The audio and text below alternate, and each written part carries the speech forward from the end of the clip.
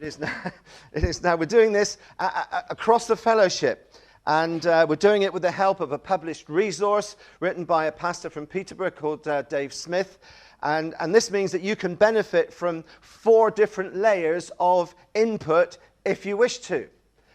You can read the book of devotions that some of you have purchased either from CWR or from Amazon. You can still get them. And you're reading just one short chapter a day through these nearly 6 weeks. You can join with your home group as they watch a short video and discuss the material in that video and in the study notes for the home groups. You can read or you can listen to Dave Smith's talk on the passage.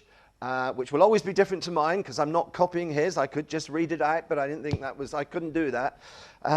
So you can read his talks online, and if you want to know how to get to that, well, I did send you a link a little while ago, but I can do it again. And the most obvious way that you can benefit is obviously being here on a Sunday morning to hear what I have to say, or a week or two ago, what Trevor had to say. And if that's all you do, you're just here on a Sunday morning, that's okay. Hopefully God will bless you and you'll get something out of these Sunday mornings, but you will be missing out a little bit on the possibility and the opportunity of going deeper. So it's not too late to join in because you can still buy the book and you can still watch the videos and you can still read Dave Smith's talk. And if you'd like to know how to do that, just ask me at the end. So talk number 4 this morning, and we're going to read from John 21. The story of Jesus and the miraculous catch of fish to begin with, and then the story that we'll be really concentrating on that has to do with Peter. So John 21 and verse 1. Afterward, Jesus appeared again to his disciples by the Sea of Galilee. It happened this way. Simon Peter, Thomas, also known as Didymus, Nathanael from Cana in Galilee, the sons of Zebedee, and 2 other disciples were together. I'm going out to fish, Simon Peter told him. And they said, well, we'll go with you. So they went out and they got into the boat. But that night they caught nothing. Early in the morning, Jesus stood on the shore. The disciples did not realize that it was Jesus. He called out to them, friends, haven't you any fish? No, they answered. He said, throw your net on the right side of the boat, and you will find some. And when they did, they were unable to haul the net in because of the large number of fish. And then the disciple whom Jesus loved said to Peter, it's the Lord. And Peter heard him say it's the Lord, and he wrapped the outer garment around him, for he had taken it off, and jumped into the water. And the other disciples followed in the boat, towing the net full of fish. And they were not far from shore, about 100 meters. And when they landed, they saw a fire of burning coals with fish on it and some bread. And Jesus said to them, bring some of the fish you have caught. So Simon Peter climbed back into the boat and dragged the net ashore. It was full of large fish, 153. But even with so many, the net was not torn. And Jesus said to them, come and have breakfast. None of the disciples dared ask him, who are you? They knew it was the Lord. Jesus came, took the bread and gave it to them, and did the same with the fish. And this was now the 3rd time that Jesus appeared to his disciples after he was raised from the dead. And the next bit's called Jesus reinstates Peter. When they'd finished eating, Jesus said to Simon Peter, Simon, son of John, do you love me more than these? Yes, Lord, he said. You know that I love you. And Jesus said, feed my lambs. Again, Jesus said, Simon, son of John, do you love me? He answered, yes, Lord. You know that I love you. And Jesus said, take care of my sheep. The 3rd time he said to him, Simon, son of John, do you love me? And Peter was hurt because Jesus asked him the 3rd time, do you love me? He said, Lord, you know all things. You know that I love you. And Jesus said, feed my sheep. Very truly, I tell you, when you were younger, you dressed yourself and went where you wanted. But when you're old, you'll stretch out your hands and someone else will dress you and lead you where you do not want to go. And Jesus said this, says John, to indicate the kind of death by which Peter would glorify God. And then Jesus said to him, "Follow me, follow me." Earlier this week, I was coming home from the shops here in Martock, and I thought I saw one of you walking towards me. Wasn't someone I really expected to see in Moorlands Park, where I live, as the person in question doesn't actually live in Martock, but nonetheless from around about 100 meters away, I was convinced it was who I thought it was. And as I walked towards my home, I just occasionally took the odd glance. It was a lady, and I didn't want to kind of stare, you know what I mean? So I just took the odd glance. Is it really, you know? I'm so glad I didn't call out, "Hi, Shelley!" Because it wasn't. In fact, I didn't know the lady at all, so I'd have been very embarrassed if I had shouted out. But it wasn't until I got within probably 25, 30 meters that I realized my mistake, and that was in the middle of a bright, sunny day. And I tell you that story just in case you're wondering why the disciples didn't recognize this apparent stranger on the shore. It was early in the morning, says John. We have a little saying in the southwest, dimpsy. If you've never come across it, it means kind of not very light. Twilight. It's a bit dimpsy today. And that's how it was. It was early in the morning. Not only that, but the disciples had been fishing all night. I don't know if you've ever done an all-night fish. I fished to 2 or 3 in the morning before, and by the time I got home I was pretty tired, and my eyes weren't working at their absolute best. And the disciples had been fishing all night. Okay, they'd been kind of used to it a little bit, but I'm sure their eyes were not working at their best. Not only that, but they could well have been a good, well, John says, doesn't he, they were about 100 meters out at the time. That's some distance away from the shore. And not only that, but we know from previous appearance of Jesus that his appearance had changed and maybe was still changing a little bit over the days and the weeks before his ascension into heaven. So don't let phrases like the disciples didn't realize it was Jesus worry you. Okay, if you're ever worried about that phrase, don't let it worry you. As I see it, actually, on the contrary, it's a piece of evidence that John's testimony was true. How do I work that out? Well, because what possible reason could John have had for saying that, for mentioning it, apart from that's the way it was? I mean, he doesn't want to make the disciples look like idiots, but that's the way it was. They didn't recognize Jesus. He was a long way out. It was early in the morning. Their eyes were tired. His appearance had changed. That's, I think, the answer to that. But it's actually the second part of the reading that I really want to focus on. We could take perhaps the whole of the morning talking about the first half of it, but I want to focus on the second half of it because it's not so much the miracle of the catch that really interests me this morning, but the miracle of grace that I'm calling Peter's restoration. Peter's restoration. It's not what happened in the boat, but what happened on the beach that I really want to focus on, because I think we can all identify to one degree or another with Peter.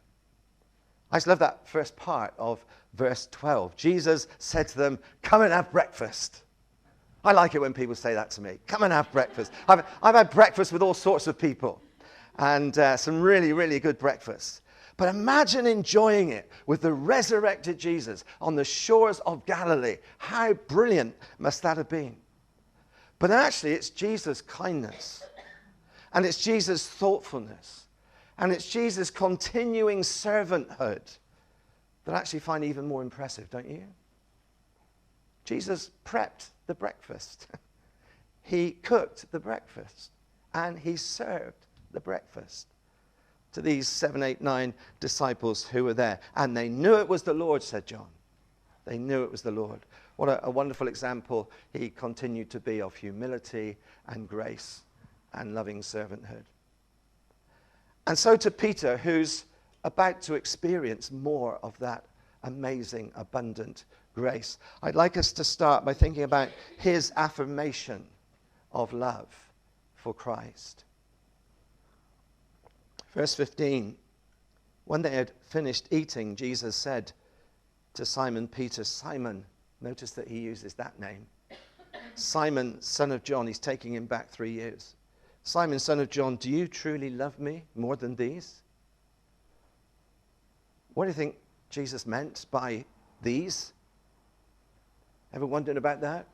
Truth is, we probably won't know ever until maybe we get an explanation in the age to come. We can't be sure about it. It's a wonderfully ambiguous phrase. And I say wonderfully ambiguous because its impreciseness gives us room to wonder a little bit, doesn't it? Gives us permission to speculate just a little bit. For example, it may have been that Jesus was saying, Peter, do you love me more than you love these friends of yours? Do you love me more than these guys, your friends? At the beginning of the reading, we find that Peter was with Thomas and Nathanael and John and James and two other disciples. They were his mates. They were his buddies. They'd known each other a long time. He would have had a love for them as his friends. And maybe Jesus was saying, Peter, am I really your very best friend? Is your relationship with me even more important than your relationship with these guys that you've known for years? And Peter's response was, yes. Yes, Lord. You know that I love you. And I thought, well, what if Jesus were to ask me that question over breakfast? What if he were to ask you, do you love me more than you love anybody else? I think that's probably the gist of what Jesus was saying in Luke 14:26, in one of Jesus' particularly hard sayings, as they're called. Because Jesus said this in Luke 14:26, if anyone comes to me and doesn't hate his father and mother, his wife and children, his brothers and sisters, yes, even his own life, he cannot be my disciple. I'm pretty sure, like most of the scholars are, that Jesus was using a device called hyperbole. In other words, he was deliberately exaggerating his words in order to convey an important truth. He was saying that if we would truly be his disciples, his followers, Christ's ones, then he must be paramount in our affections. Is that the way it is? Do we really love Jesus more than family, more than friends, even more than we love ourselves? Because most of us, if we're honest, would say that we've got a pretty strong love for ourselves because we look after ourselves and spoil ourselves, don't we? But is loving Jesus and pleasing Jesus actually more important than loving and pleasing others? Then again, Jesus may have been referring to Peter's boat or the net full of fish. In other words, perhaps the Lord Jesus was saying to Peter, with perhaps a nod in their direction, do you love me more than fishing, Peter? Do you love me more than these fish, your catch?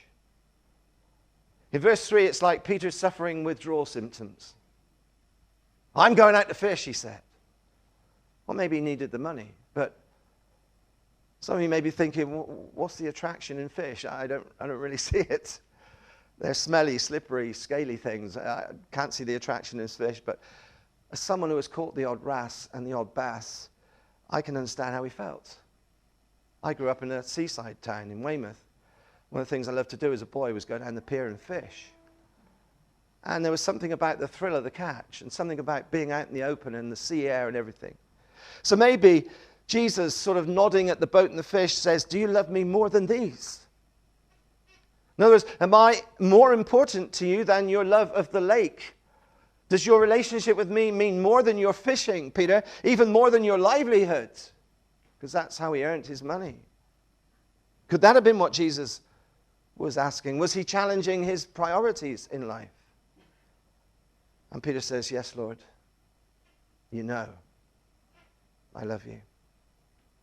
This fisherman turned disciple says, I love you, Lord. And again, I wondered, well, what if Jesus said to you or to me, do you love me more than you love your career? More than you love your business? For some of us, that isn't a problem because maybe we don't have a job right now. Or maybe we have a job, but we feel trapped in it and we can't stand it and we'd love to leave it. So really that's not much of a call. But for others, it's painfully pertinent question. Because maybe you're growing your business. Maybe you have a career that is very important to you and you take your work very seriously. Nothing wrong with that.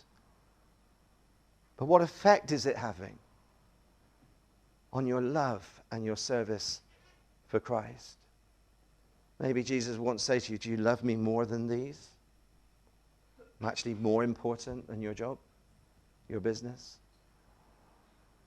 Then thirdly, we mustn't overlook the fact that there were other disciples sat around the fire.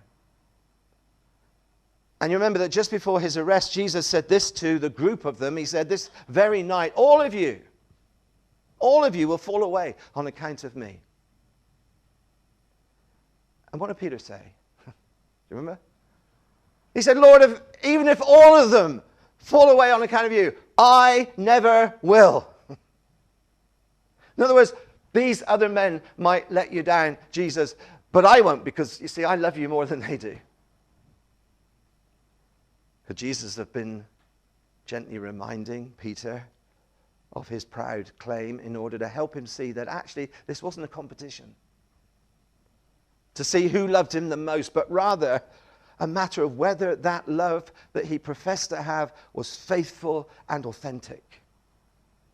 A genuine love for Christ. Well, whatever Jesus meant, and as I say, we may never know, Peter doesn't take up the comparison, does he? What I mean by that is Peter doesn't say, yes, Lord, I love you more than my friends.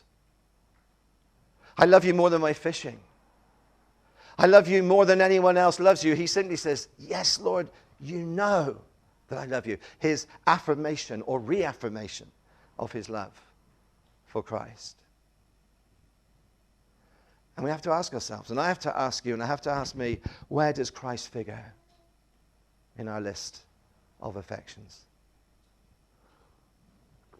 I'll be honest with you, I've been a Christian a long time. Well over 50 years. And the Spirit of God has asked that question of me many a time. And he'll come to me, as it were, and I'm not one of these people who hear voices, but I have thoughts in my head. And sometimes I believe God plants them there, and he says things like, well, actually, Chris, what do you love the most? Do you love Jesus or your photography? Do you love Christ, or do you like your comforts more than you like Jesus? Do you love your Lord, who you can't see, more than the loved ones that you have that you can see? Is it your Savior that you truly love, or is it doing his work? That's a hard one. Now, of course, I love all of those things passionately. I'm passionate about photography. I'm passionate about my family. I love my home comforts. And I love God's work. But do I love Jesus more than any of them? I'd like to think I do. Actually, I find it really, really hard being clinically objective about this. So at the end of the day, I just have to say with Peter, Lord, you know I love you. I'm ashamed to say to you, I love Jesus. Love him. That was stage one of Peter's restoration as seen from his side of the story. Here's stage two, his recommitment to serving Christ. The affirmation of his love for Christ, his recommitment to serving Christ. A lady phoned her husband at work one day and she said, Darling, said, I've got some bad news for you and I've got some good news. And the husband answered, well, honey, I'm really busy today. Just give me the good news, will you? And she said, okay. The good news is the airbag works.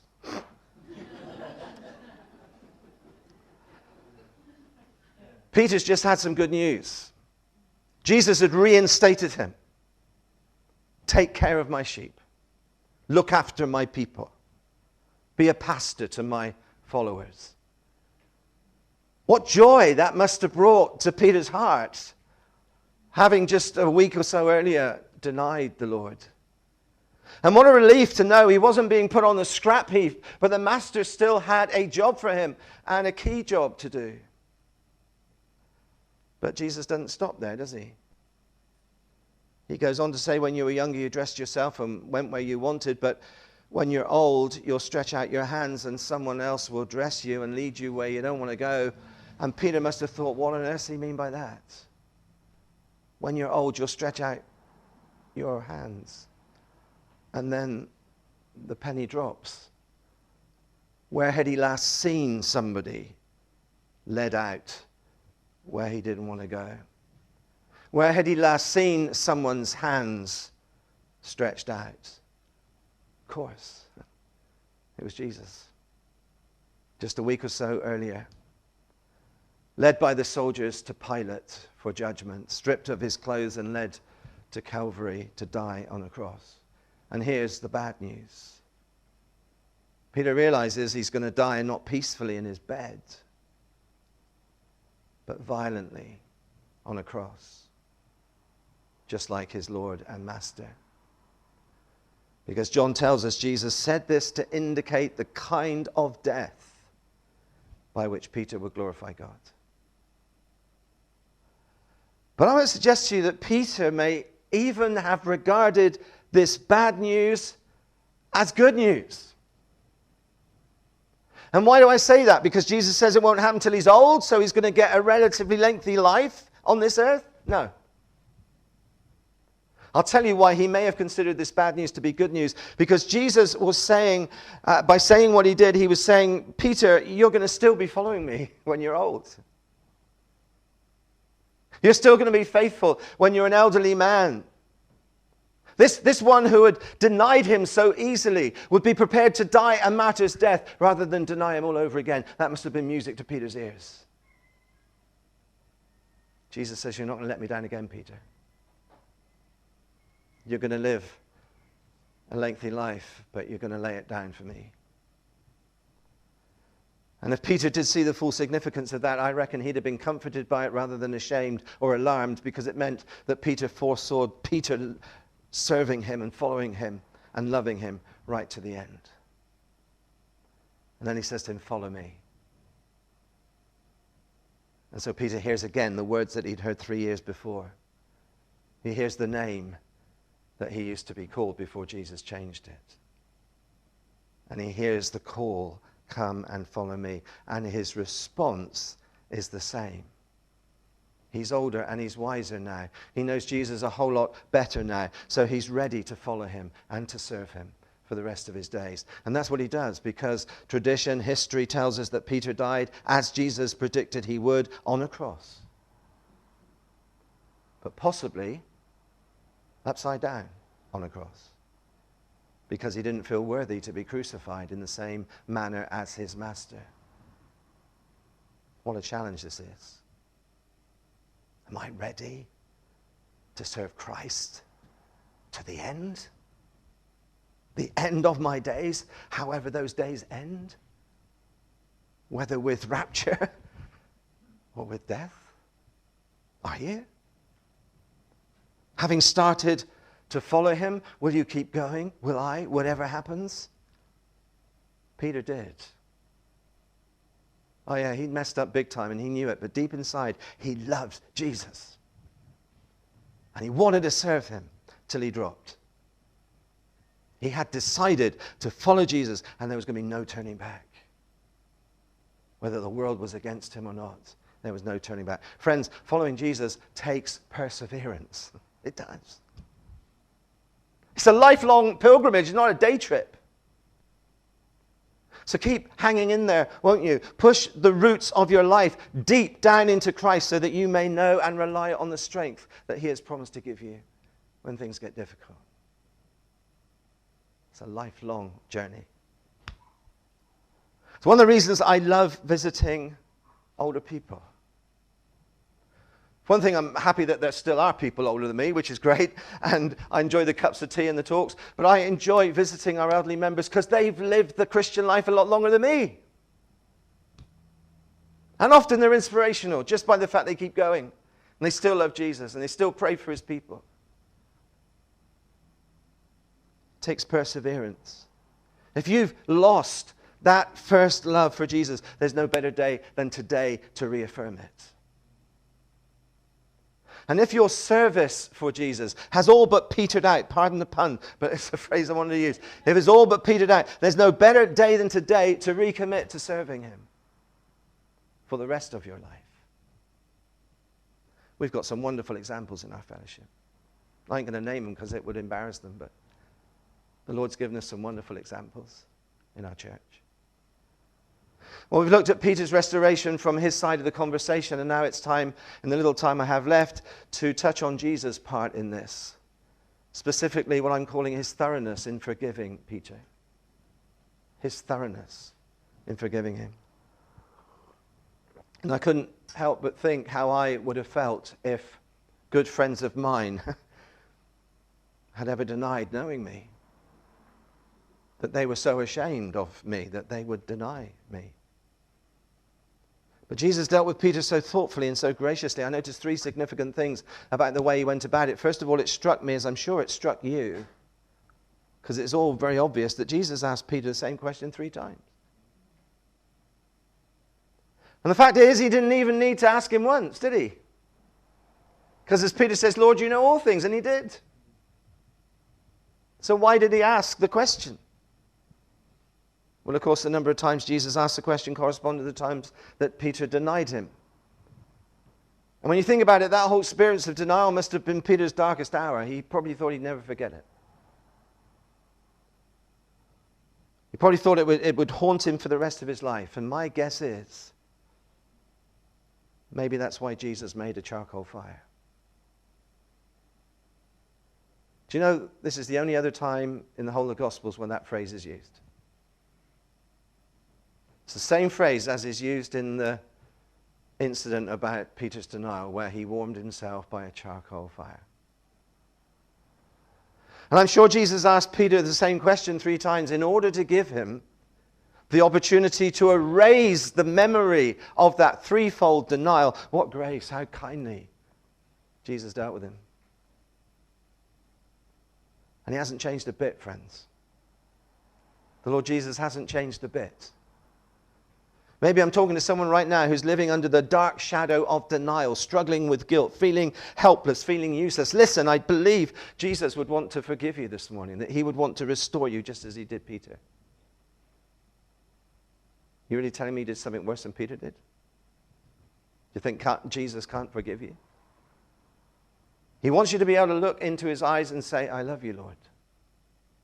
I really love you, Lord. Secondly, you'll remember that Peter's denial was very public. Caiaphas' courtyard was very busy that evening. There were a lot of people there when that servant girl came and said, weren't you also with Jesus of Galilee? Don't know what you're talking about, says Peter. A lot of people heard him say that. Then he went out to the gateway where another girl saw him, and it was there in front of a group of people that he denied the Lord again. Indeed, for the 3rd time, in front of that same group of people, Peter says again, I don't know the man. So what does Jesus do? He gives Peter the opportunity to make a public declaration of his love for Christ. There on the beach, in front of his friends, Peter gets the chance to put things right. That's the kind of master we're serving. Such love.